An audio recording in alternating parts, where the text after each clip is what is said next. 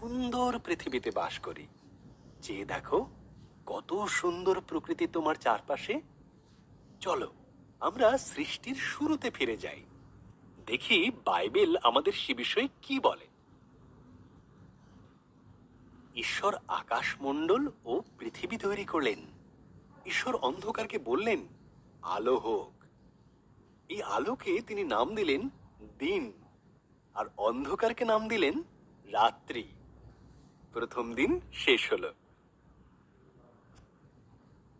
এরপর ঈশ্বর উপরের জল থেকে নিচের জলকে আলাদা করে ফাঁকা জায়গা তৈরি করলেন, যার নাম দিলেন আকাশ।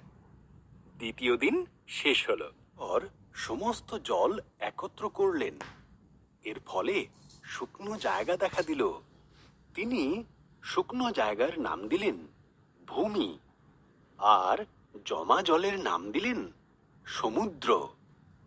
তারপর তিনি তৈরি করলেন ঘাস, শস্য ও গাছপালা। তৃতীয় দিন শেষ হলো।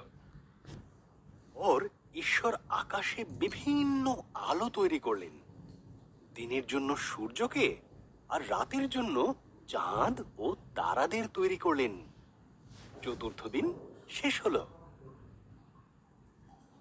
মাছেদের সৃষ্টি করলেন জলে সাঁতার কাটার জন্য, আর পাখিদের সৃষ্টি করলেন আকাশে ওড়ার জন্য। তোমাদের সন্তান হোক, তিনি তাদের বললেন।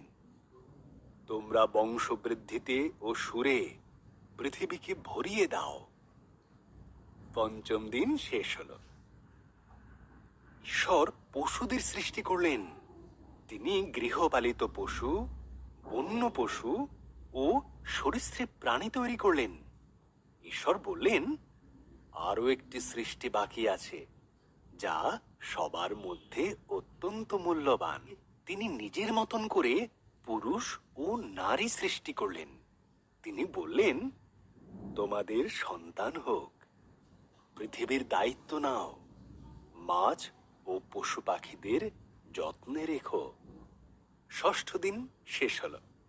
ঈশ্বর দেখলেন তাঁর সমস্ত সৃষ্টিকে খুব সুন্দর।